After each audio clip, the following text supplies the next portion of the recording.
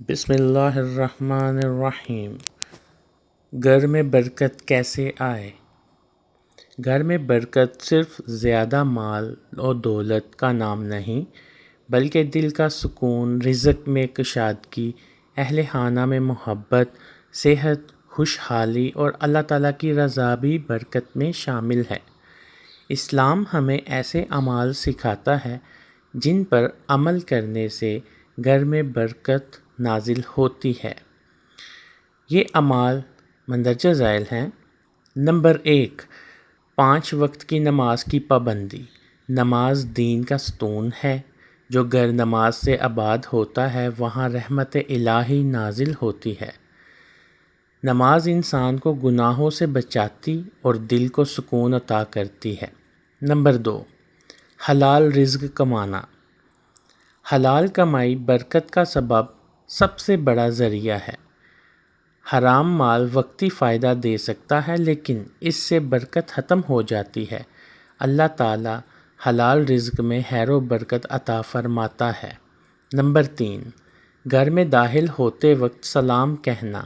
رسول اللہ صلی اللہ علیہ وسلم نے سلام کو محبت اور برکت کا ذریعہ قرار دیا ہے۔ گھر میں داخل ہوتے وقت السلام علیکم کہنا رحمت اور خیر کے نزول کا سبب بنتا ہے۔ نمبر 4، قرآن مجید کی تلاوت۔ جس گھر میں قرآن کریم کی تلاوت ہوتی ہے وہاں سکون، برکت آتی ہے۔ خصوصاً سورۃ البقرہ کی تلاوت کے بارے میں احادیث میں فضیلت بیان ہوئی ہے۔ نمبر 5، صبح و شام کے اذکار۔ روزانہ صبح و شام اللہ کا ذکر کرنا، تسبیحات پڑھنا، استغفار کرنا رزق اور برکت میں اضافے کا سبب بنتا ہے۔ نمبر 6، کثرت استغفار۔ استغفر اللہ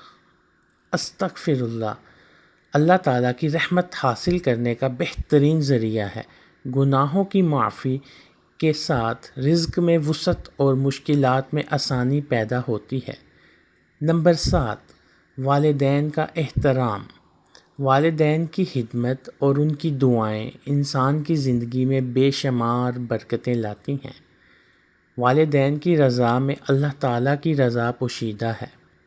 نمبر 8، رشتہ داروں سے حسن سلوک۔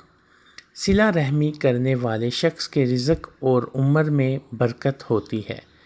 رشتہ داروں سے تعلق جوڑنا اسلامی تعلیمات کا اہم حصہ ہے۔ نمبر 9، صدقہ و خیرات کرنا۔ صدقہ مال کو کم نہیں کرتا بلکہ اللہ تعالیٰ اس میں برکت عطا فرماتا ہے۔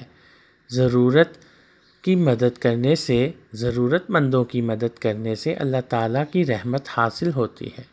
نمبر 10، اللہ کا شکر ادا کرنا۔ اللہ تعالیٰ فرماتا ہے اگر تم شکر ادا کرو گے تو میں تمہیں اور زیادہ دوں گا۔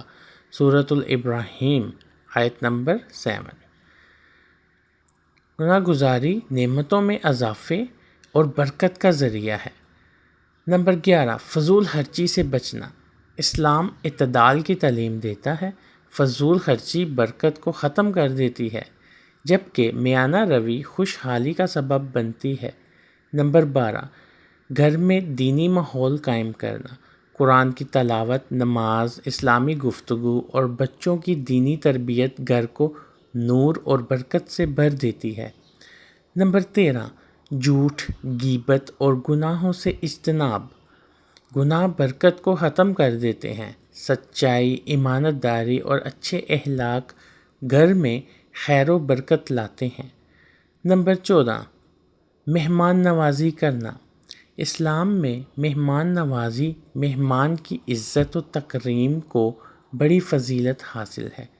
مہمان نوازی سے رزق میں برکت آتی ہے اور محبتیں بڑھتی ہیں۔